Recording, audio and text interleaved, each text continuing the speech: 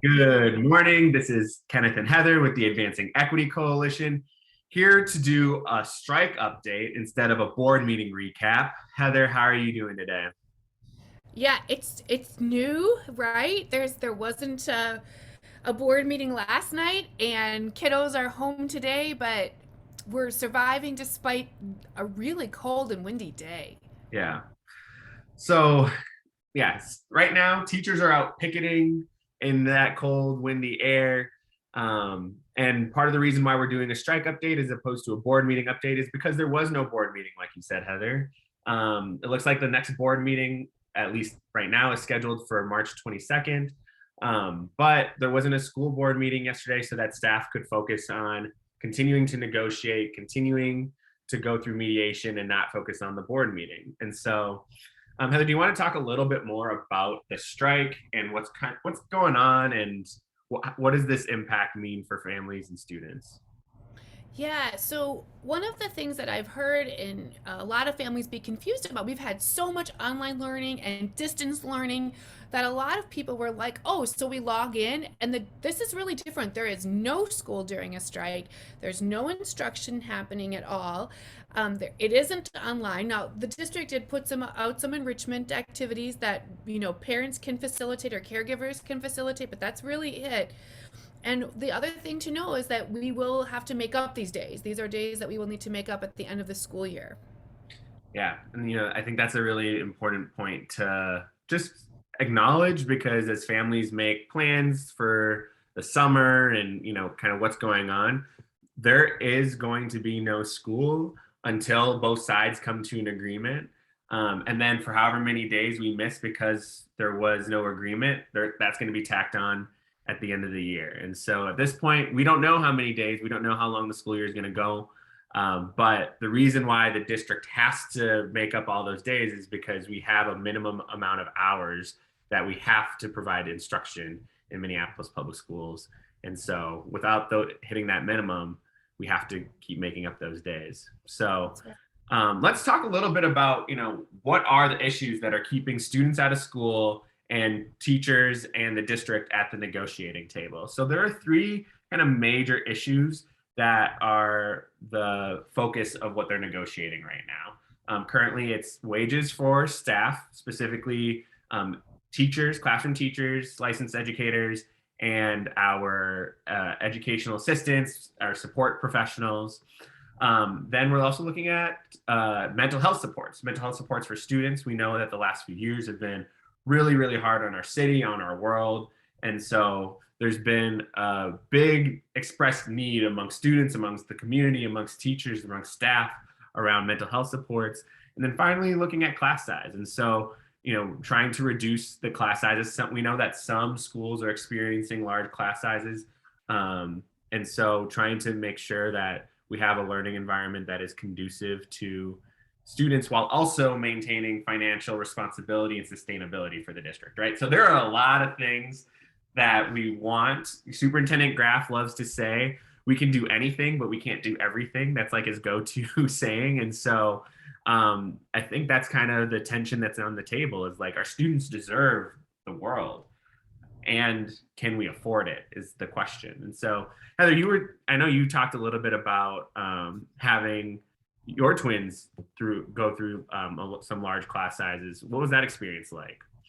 Yeah, when they were in third grade, the class that they were in our elementary school really sort of ballooned. It was like the second grade below them was really tiny, and that third grade class was huge, and then the fourth grade class was small again, right? So there was no way for them to add a teacher for each grade just to accommodate that one bubble class.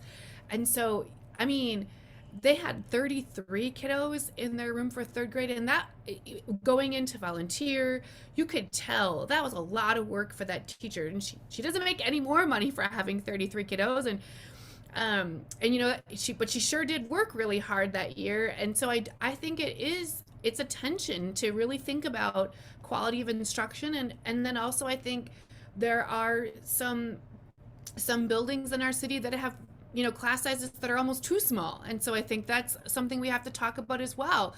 That tension that we hold in a really segregated city. So I think I think it's worth having some hard conversations about. Right. And so, I think going back to the point around like our students deserve the world and deserve everything, and we need to give it to them, while also balancing the fact that we can't just give it to them for 1 year. We need to have a plan on how we're going to give it to them for Mm. the next several years, because that student in third grade is going to need us around for at least another 6 years, 7 years, 8 years in our district, right? And they're going to need it to exist, and they're going to need more resources. They're going to need everything. And so I wanted to show you all my slide of the night for tonight is the current costing of the proposals for that have gone back and forth between our unions and the district. So our unions are the proposals in the orange on the top right, or sorry, on the top left, you have the teacher proposal, the classroom teacher, licensed educator proposal, and in the bottom left, you have the education support professional proposals. And so you can see for the teachers, the offer on the table is for year 2 is going to be $181 million, where the district is saying that their counter offer is $22 million.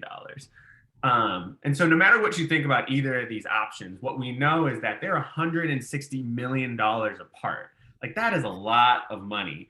And to be honest, like that number has gone down already. So this isn't where they started. This is where they've gotten to through negotiation, because we know that the teachers started and their initial offer was at 20% wages, which would then make that number even larger. I don't even know how much larger, but that would make that number larger.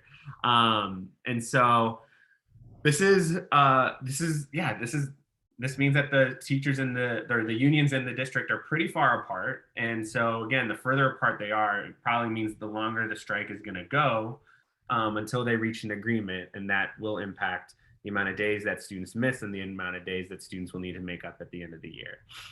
When you look at the bottom left corner, compared to for the education support professionals versus the district's proposal, they're not as far apart in terms of the amount of dollars, but we know that this is still a big fight, and trying to figure out how can we make sure that our education support professionals have enough resources to have a livable wage, and at the same time we have a district who has stated that they do not have the money. They are running at a deficit currently, and so this is a really complicated conversation.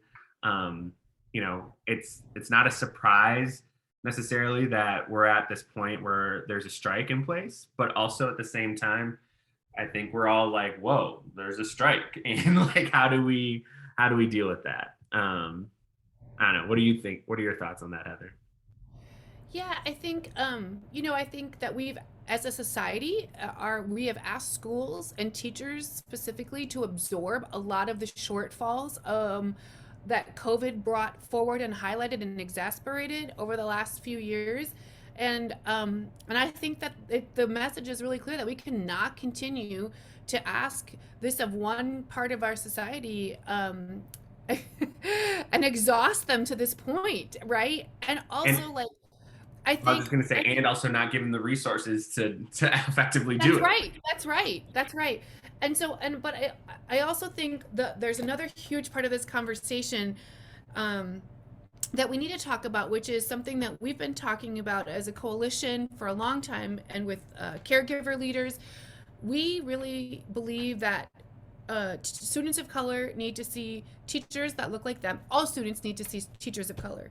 And, we have talked and we have watched the conversation and the proposals go back and forth on this teacher of color memorandum of agreement. And now it feels to me, and you tell me if you see anything differently, it feels to me to be completely stalled. And I have very grave concerns as a parent whose children have never had a teacher of color. Um, and as a community member, that we are not continuing to highlight and prioritize our city's commitment to teachers of color, and the board's commitment. And so I don't know, I'm a little worried at how quickly I saw that drop. Yeah. So, one of the big things that we were really focused on was trying to protect teachers of color from being accessed or cut from their buildings by Yeah. the end of last week, March 4th, because we knew that was the deadline for teachers to be cut from their buildings or accessed. Um, Now that date has passed, and we found out that about 50 teachers of color were cut from their buildings this over the last few weeks. That is really frustrating. That is unfortunate, and this could have been avoided, right? A protection could have been put in place that could have kept teachers of color in their buildings and not disrupted their lives, their schools, or anything like that. Unfortunately, that didn't happen, but that doesn't mean that these protections shouldn't be a key part of this negotiation, because we still can protect our teachers of color from being laid off. We can still protect our teachers of color from being accessed or laid off in future years. And so we do not think there should be an agreement that does not include protections of our teachers of color.